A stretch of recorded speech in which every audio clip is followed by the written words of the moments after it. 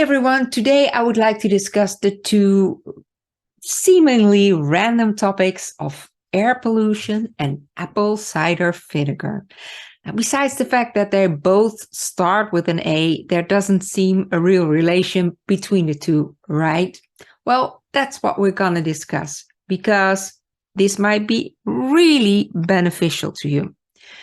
When you've watched former videos on this channel, the one especially about finding your own causes of chronic disease, then you probably already learned that some of the risk factors that we know for decades as being risk factors, like our diet, smoking, drinking, obesity, loneliness, and air pollution, that those risk factors level up to become causes because research found a linchpin between those risk factors and the the different types of chronic diseases. And that linchpin is systemic low-grade inflammation. All those risk factors are causing low-grade inflammation, and low-grade inflammation can develop because of all the damage that occurs because of low-grade inflammation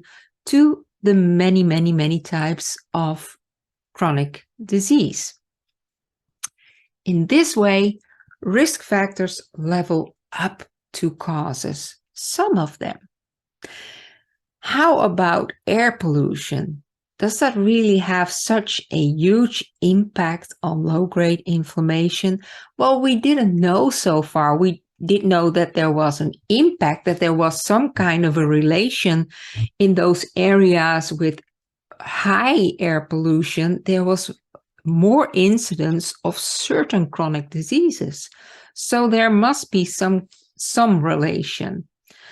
Now, recently it has been found that long exposure of moderate to high air pollution indeed causes low-grade inflammation and indeed causes chronic diseases.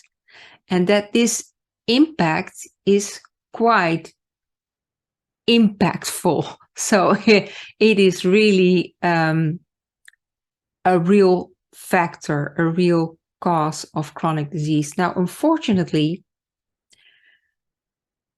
there is not a lot that we can do to control air pollution in our own neighborhood right now, right? Like if we have those other risk factors like smoking or drinking or diet or what have you, in some way or another, maybe not today or tomorrow. Some we can change today or tomorrow, but others maybe we need a couple of weeks or a couple of months or half a year. There is a bit or a lot of control by ourselves over those risk factors, so we can do something about it.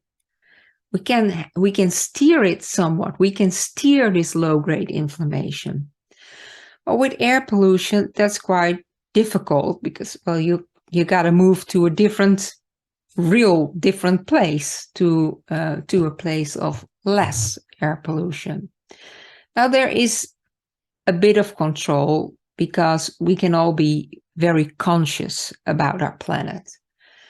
And I think this is really important research. Not only is very insightful for the research on chronic diseases, but it's also very insightful because of our awareness how we treat our planet. Because if we get chronic diseases from air pollution, then what about the bees and the birds and the plants and the trees and what have you? It cannot be only impactful to us in a way that it causes chronic disease, right? So it's very important that we understand what harm we do to ourselves, to our children, to our neighbors, to everyone on this planet. So I think that is one thing to be very conscious of, and we cannot change it today or tomorrow, but we can make an impact for the next 5 years or the next 10 years. And when we do that, for the next forever. So that is one thing that we can do, maybe not right now for ourselves and our own chronic disease to reverse chronic disease, but we can do it for the longer term and for everyone on this planet, including the animals and the plants and everything that makes our planet so wonderful. Now, what can you do to counteract if you are in an area of high pollution? So, like, we are living just very close to a very busy highway, a lot of air pollution. So what can you do? Now, here I bring in the apple cider vinegar. I could also brought up something else when that something else is anti-inflammatory. There are some foods, some nutrients that are widely available to us that are absolutely powerful to reduce inflammation, that are absolutely powerful to reverse chronic disease, that are absolutely powerful to strengthen our immune system. And when we do that, then the impact of air pollution diminishes. It becomes way less. So that is what we can do ourselves today. And that is, for example, apple cider vinegar. Well, when you follow this channel, so when you not already have done so, subscribe. You don't miss out. In the future, I will also bring other foods or other nutrients up that you can use to strengthen your immune system and lower your low-grade inflammation. But apple cider vinegar, it is not so great to just drink it, right? It's really sour. It's also a little bit harmful for your teeth. So dilute it with water, or it's a great salad dressing. So put it a tablespoon on your salad every day. It's a good idea to eat the salad anyway. So, but you can also pour a little bit in water and then drink it. It is an absolute powerful agent, apple cider vinegar, and you can buy it everywhere, right? So it lowers low-grade inflammation. That's one thing. That's what we want, right? But it also reduces insulin resistance. And that is one of the starting points of chronic diseases, because when some insulin resistance occurs, means that at least the liver is going to store fat, but also other cells are going to store fat. And those fat cells are especially capable to create more inflammation. So it is really worthwhile to reduce this insulin resistance.